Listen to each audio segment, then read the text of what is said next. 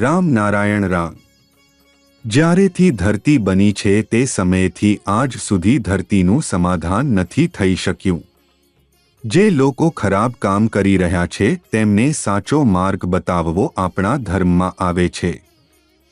ધર્મ અને રાજકારણના નામ પર જે રીતે લોકો ગુમરાહ થઈ રહ્યા છે તેમના જન્મ અધિકારો જે કુદરતના ધર્મ માનવામાં આવે છે તેને મનમેડ ધર્મમાં બદલી દીધું છે।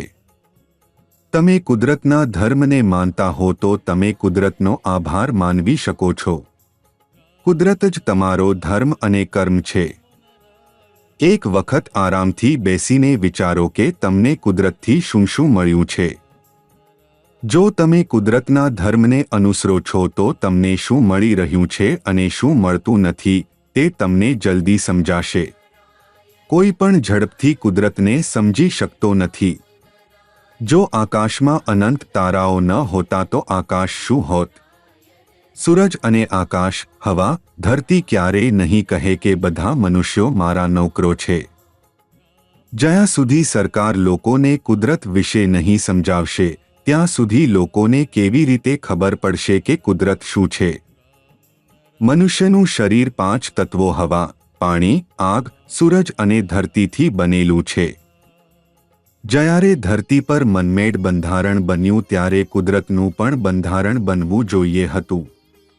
જીવનની જે સત્યતા છે તેને લોકોને સ્વીકારવી જ પડશે। આથી આંખ ચૂરીને ભાગી શકાય નહીં। જો તમે કોઈ પર એક અંગૂઠો ઉઠાવશો તો તમને 4 અંગૂઠા ઉઠાવવામાં આવશે।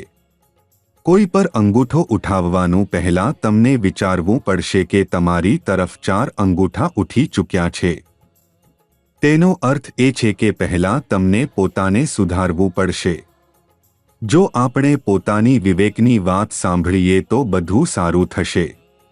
મનમેડ બંધારણને આપણે જોઈ શકતા નથી પણ કુદરતના બંધારણને અનુભવી શકીએ છીએ। પ્રકૃતિને સમજવી હોય, જીવનને યોગ્ય દિશા આપવી હોય તો અમારા મહાગુરુ દ્વારા આપેલ બીજ મંત્ર રામ નારાયણ રામ સાથે જોડાવવું પડશે।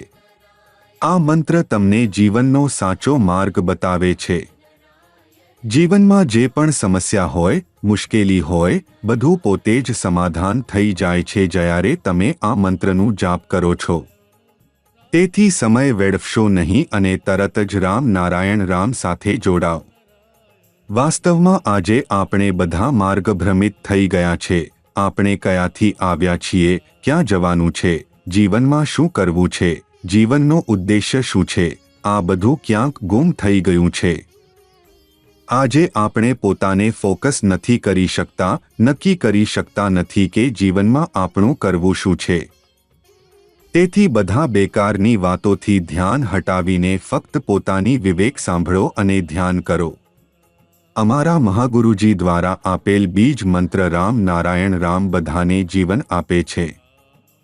જેટલા આપણે આ બીજ મંત્રનું જાપ કરીએ છીએ એટલા અમારા આંતરિક વિવેકની ઉપજ થાય છે।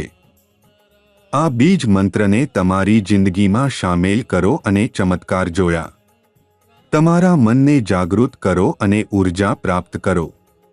રામ નારાયણ રામ તમારા અંદર જ છે। તેનું સ્મરણ કરતા રહો। રામ નારાયણ રામ।